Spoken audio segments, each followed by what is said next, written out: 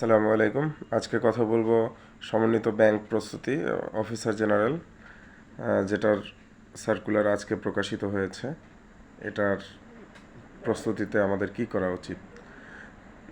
আমরা আমরা বিগত দিনে দেখে আসছি যে অনেকেই বলেন এই সিনিয়র অফিসার পরীক্ষার পরেই অনেকে বলছিলেন যে ব্যাংক প্রার্থীরা আসলে আসল ব্যাংকিং প্রার্থীরা আসলে টিকতে পারেনি। হ্যাঁ, আসলে এটা একটা ভুল ধারণা। আহ, আমরা চাকরি প্রস্তুতি নিতে যে প্রচুর মানুষজন শুধুমাত্র এটাই বুঝি ওই চাকরির বা ওই পরীক্ষার কোশ্চেন ব্যাংক কেন আর কোশ্চেন ব্যাংক পড়ো।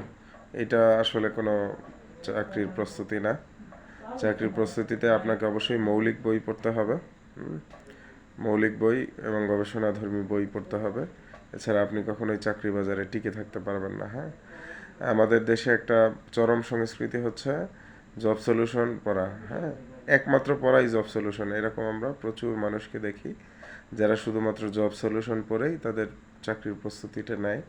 এটা সত্য, কিন্তু সেটা 11 থেকে 20 গ্রেডের চাকরিগুলোর জন্য সত্য, বাট উপরের চাকরিগুলোর জন্য এটা আসলে তেমন কোনো কাজে দেয় না। হ্যাঁ, তো শুধুমাত্র জব সলিউশনের বাইরে আসলে আপনি কি পড়ছেন? হ্যাঁ, নিজেকে জিজ্ঞাসা করুন। সুতরাং এইটা একটা অন্যতম বড় ফ্যাক্টর।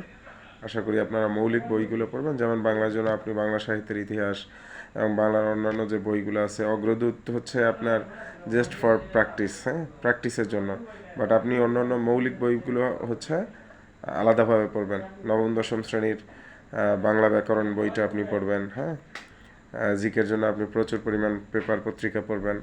একইভাবে গণিতের জন্য নবম দশম শ্রেণীর গণিত বইটা করবেন। সুতরাং আপনার প্রস্তুতি হবে একটা সমন্বিত প্রস্তুতি। হ্যাঁ, সকাল বিকাল ব্যাংক ব্যাংক বলে জিকির করা লাগবে না, বা সকাল বিকাল বিসিএস বিসিএস বলেও জিকির করতে হবে না, বা সকাল বিকাল প্রাইমারি প্রাইমারি আমি প্রাইমারির জন্য পড়তেছি। আরে ভাই, প্রাইমারির জন্য স্পেসিফিক কোনো নাই যে এইটা পড়লে তোমার প্রাইমারি হবে।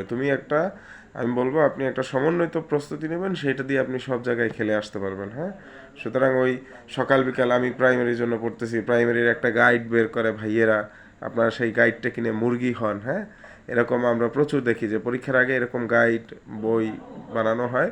এগুলো মুরগিদেরকে টার্গেট করে বানানো হয়। হ্যাঁ, সে মুরগিরা এগুলো কিনে ধরা খায়।